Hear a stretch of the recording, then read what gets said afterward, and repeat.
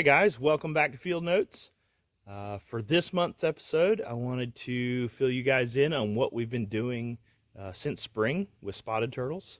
Kira and I have been at one of our long-term monitoring sites, and we've been tracking female spotted turtles pretty intensely for the last several months. The goal was to locate nests and to protect them from predators, and ultimately collect hatchlings from those nests.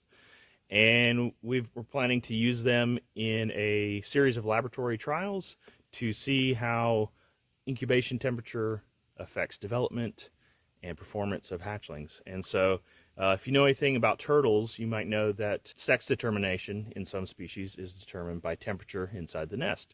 And spotted turtles are one of those species.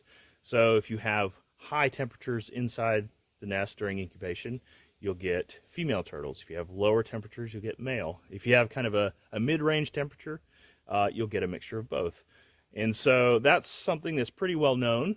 However, we're also interested in seeing how temperature might affect growth, development, and ultimate performance of hatchlings after they've hatched.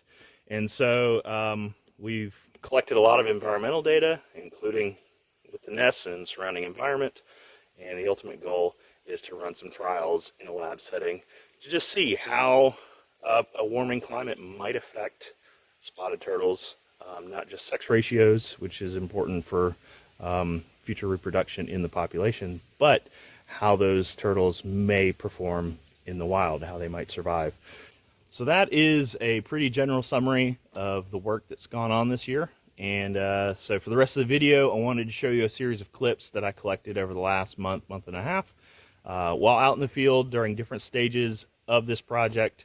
Give you a little bit more insight, a little more details of the actual work itself, and give you an idea of where we stand today with the field work and the lab work. So I hope you enjoy that. And if you stay tuned, I'm sure this will not be the last you'll hear of this project. This work is slated to go until next spring. And so I'm sure there'll be more updates coming up and some baby turtle content. So stay tuned if you want to see more of that. And I'll see you guys here in a couple months. All right, so it is early July and it is a miserably hot and humid day out here in South Georgia. There is no movement in the air. Feels like it's 99% humidity. It is gross. However, I am pretty excited to be out here right now, and I'll show you why. Now, we've been tracking female spotted turtles all spring and summer, and in addition to the radio transmitters, whenever we think a turtle is going to nest, we attach a thread spool or a thread bobbin to the turtle. And as that turtle moves, it feeds the thread trail so we can follow the exact movements of those turtles and hopefully find nests. And using this method, we have found 13 or 14 nests this season. We're really happy with those results. That's a lot better than we expected. And so here, following this turtle's thread trail today, we see it goes up on this little mossy hummock right here next to this tree trunk. You can see the thread trail goes up, and then over here it goes back down off of that and out that way. And whenever we see turtles go up in little raised spots like this, especially when there's moss on it, we think that's a pretty good indication that they're at least looking to nest. And it may turn out that, you know, that spot is unsuitable for a nest, but it's a good indication that they're at least trying to nest when they do these little up and down movements onto these raised bits. So I was looking at this patch of moss, and use a stick, and right in here, pull the moss back just a hair,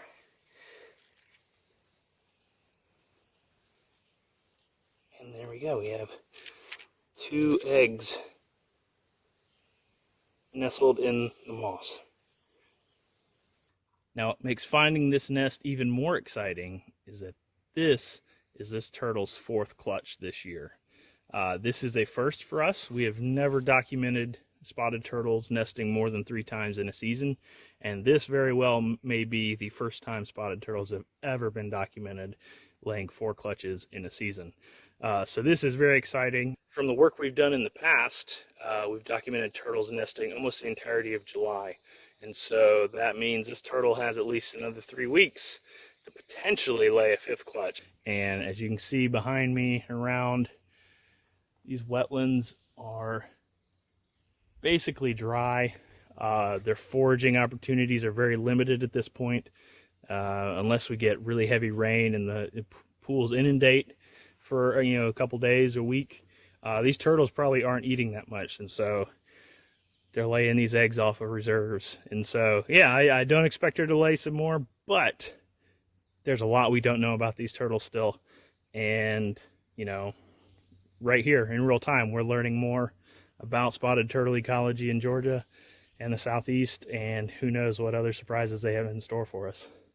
All right, so I have taken some data on the eggs. I took some measurements, weight, things like that, of both the eggs and the nest cavity. And then I placed a temperature data logger right in there next to the eggs. And it's time to cover the nest back up. And now I will take some plastic mesh and I'll stake this down over the nest, so that way it is secure from any would-be predators. And then in about 55 to 60 days, we will replace that mesh with a cylindrical wire cage. We'll stake that down around this, and that will allow the baby turtles, once they hatch, to dig their way to the surface.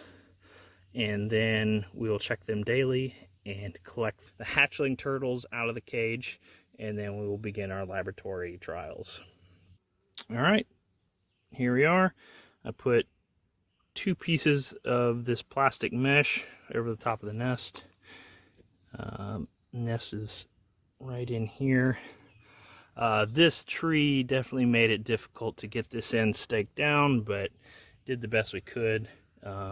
Thankfully, even with the ones that have been difficult like this, we've had really no sign of mammalian predators trying to get into these.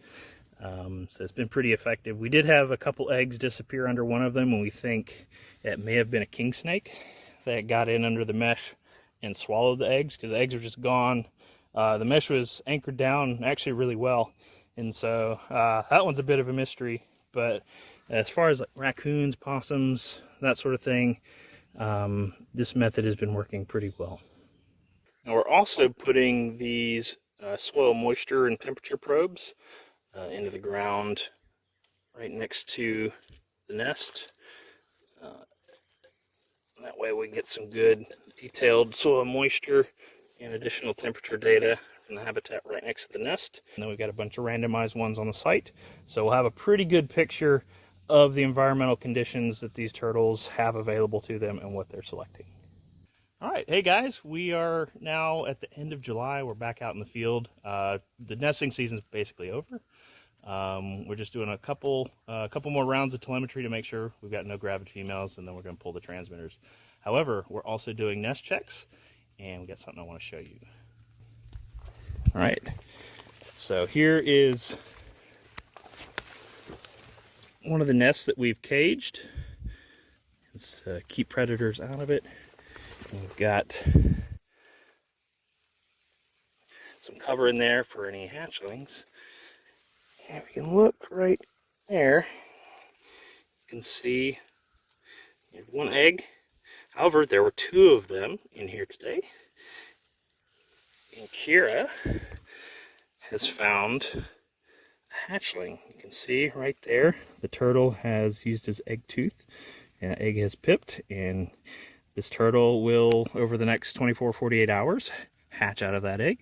And so we are taking this out of the wild. There is a risk of fire ant mortality if we leave it here, and so we're playing it safe, and we are taking this egg back to make sure that it hatches safely, and then we'll put it into our captive trials.